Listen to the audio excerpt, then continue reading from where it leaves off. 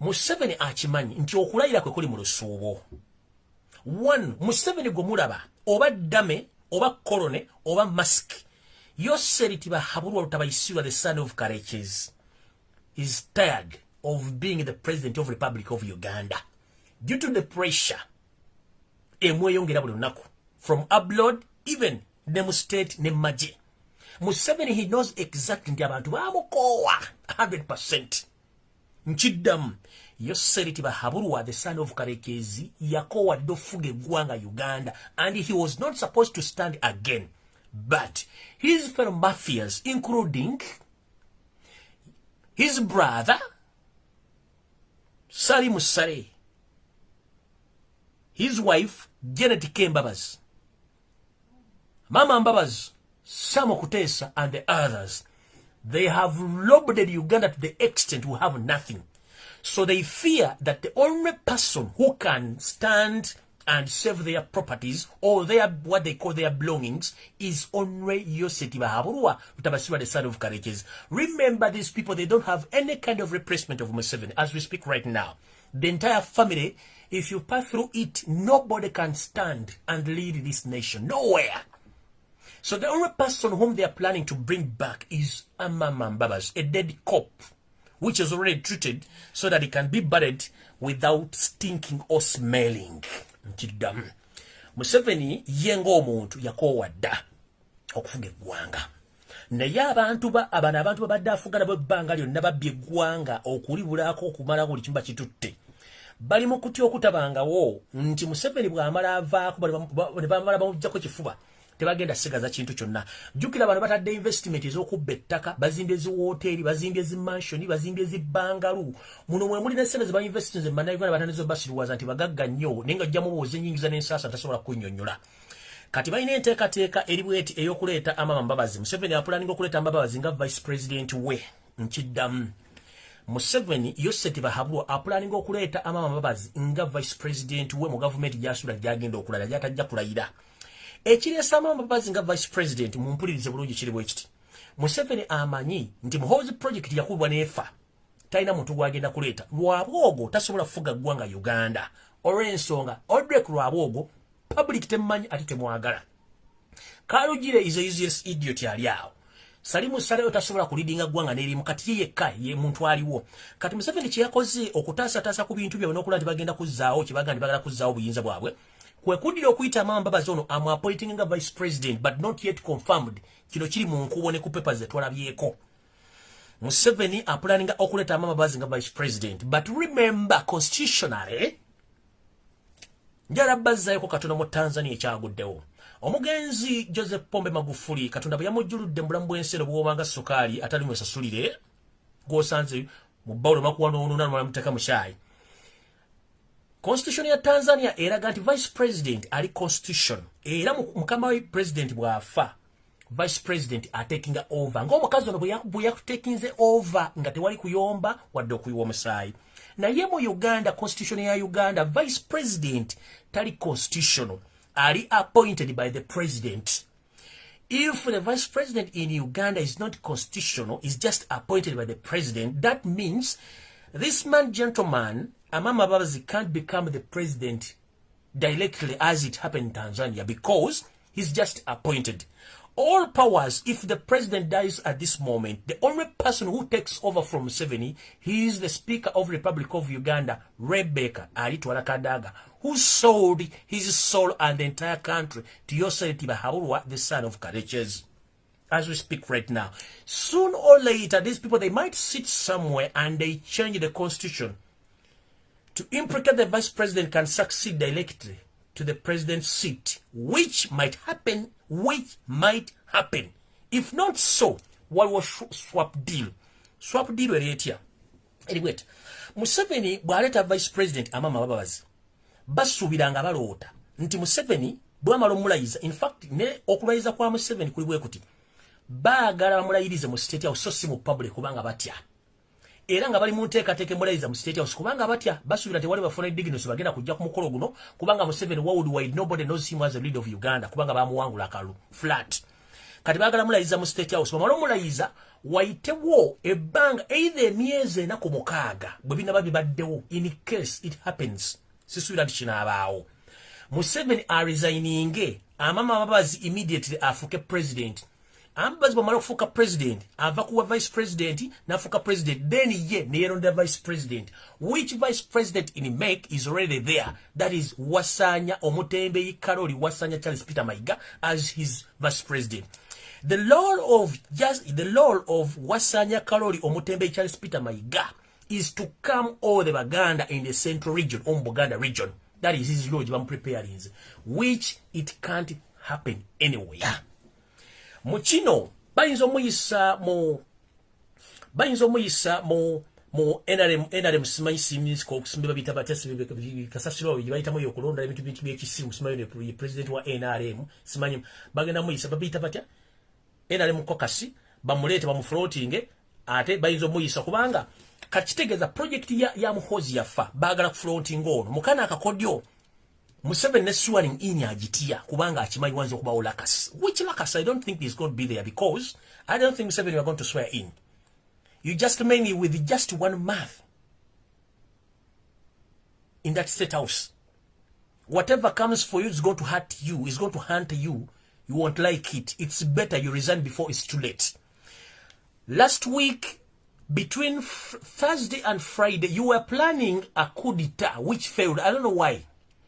You've tried so many times to plan a coup d'etat, but there is a wrangle between the high-ranking officers and the first family, which Janet Kataha Museveni, she's also dreaming to lead the nation. I don't know who's deceiving her.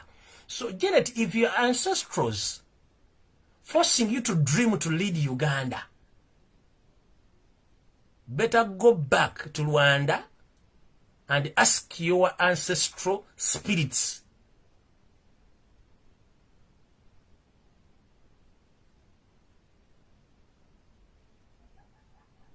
to wake you up before it's too late. Otherwise, you are dreaming in the wrong place with the wrong people. You can't lead Uganda. So, bano bwe betunuulira balowooza nti bo okuleeta ono bamuyisaawo nga vice president bapulaninga Museveni bw'amala okulayirako ng'amaze ayinza okufugako emyezi 46 na resigninga mu kuresigninga vice president ono bajja kuba bamaze okyusa constitution nga vice president ali constitutional vice president abeera constitution Museveni yalina ekirozo bw'amala okulayira wali bagenda kyusa etteeka lino nga vice president alondebwa ali constitution bw'afuuka constitution Museveni the moment amaze okulayira wali n'afugako emyezi 4 vice president oli bwa resigninga vice president afuuka president direct kati ono president akyuse afuuse president yabalonda vice president balondani Mayiga kati kekakodyo kebalina naye obuzibuliwe buti nti constitution ya Uganda Museveni buli waateeka okutu yali alowooza gaddewo nawo ntannagalawo sirusuubira nti mugenda kulayira bye tebiriiyo naye kyemmanyi ku mmwe mwennyini abaloota nti mugenda kudda mufuge eggwanga it is impossible kubanga Amaama Mbabazi gwe mulambo omufu ogutandise okunaazibwa gwambaziddwa gukubiddwa kalifuuwa gumaze okujjanjabya kye tuyita treatment gulemu okuwunyirira public baguleete bagu addressingire eggwanga mpwegenda okufuga Uganda mukulu Daddy Cop Amaama Mbabazi you a dead cop and you stink bwe ngamba ekigambo stink oba stinking kyekintu ekiwunya to the extent eyali atuuseeko yali atuuseeko ku National Water and Sewerage Corporation wali kusaidiza eruziro bakyusa si kyamanyi ng'oyiseewo nga bali mu kutabula mu bintu ebyo oyinza okumala wiiki nga tolidde emmere oba yali ayiseeko emulago suweji waayo nga yabomose suweji w'emulago mu ddwaliro engeri gyawunyamu oyinza okumala omwaka nga tozzeemu kuwulira ku kintu kye baagala kuwulya nga kiwunya. So the so-called Honorable Amaama Mbabazi, he stinks to the extent nobody can trust him because they are among the robbers, he is among the silent killers, he is among the people who have planned all this ruckus in Uganda to the extent he had robbed the nation millions and billions of money, and he's not indigenous Uganda. He's the man who grew up in Burundi. He came a grown-up man. sincerely speaking, if you want to ask this man his nationality, he can't tell you, because among those people who have been in Uganda reading us almost for 40 years, Mbabazi, he doesn't even know how to speak proper Luganda.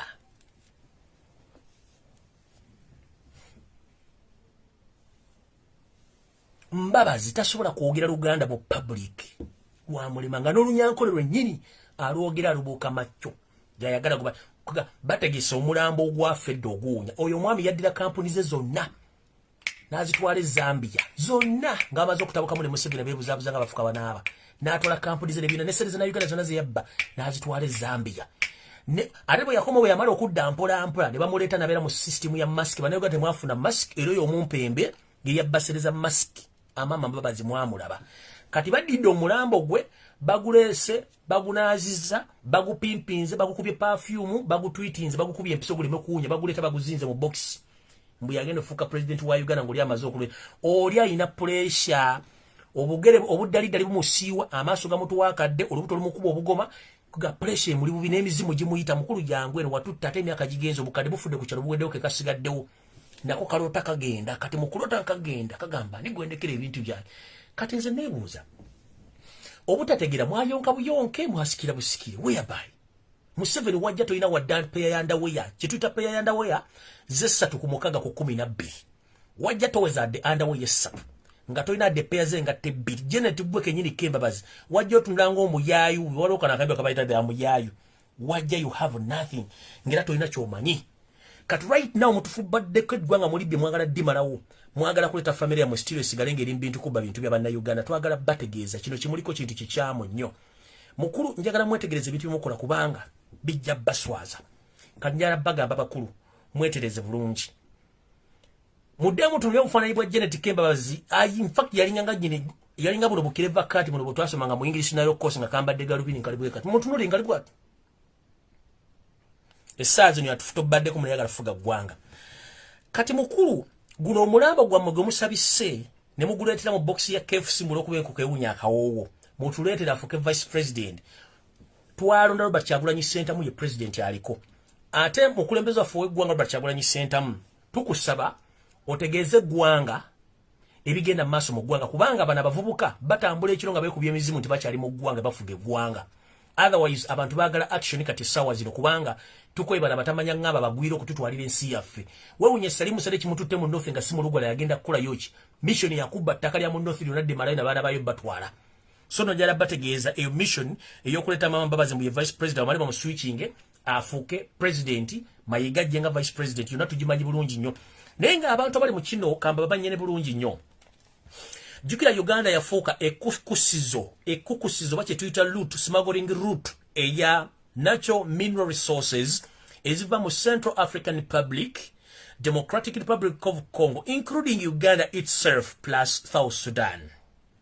So if this is the smuggling route of all natural resources from different parts of Africa, there are some individuals who have interest in Uganda and they are in collaboration with those robbers to form other leaders to stay in power so that they can continue rob Africa, including Ugandans.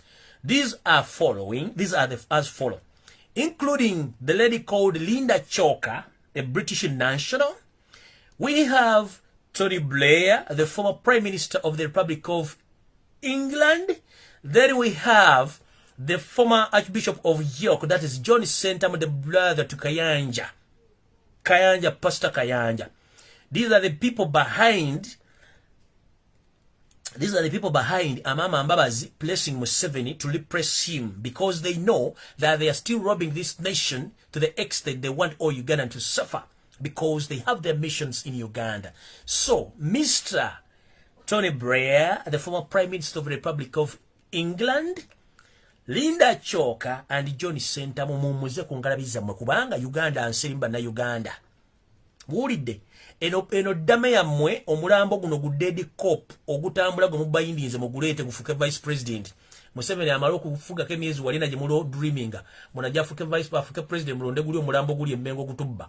Muguje gufuke gwanga ebyo bifute mujja bifugayo. Simu Uganda over our dead bodies. So no entonga bweto betambula mugitegedde bulungi ensonga eyo ngenze maaso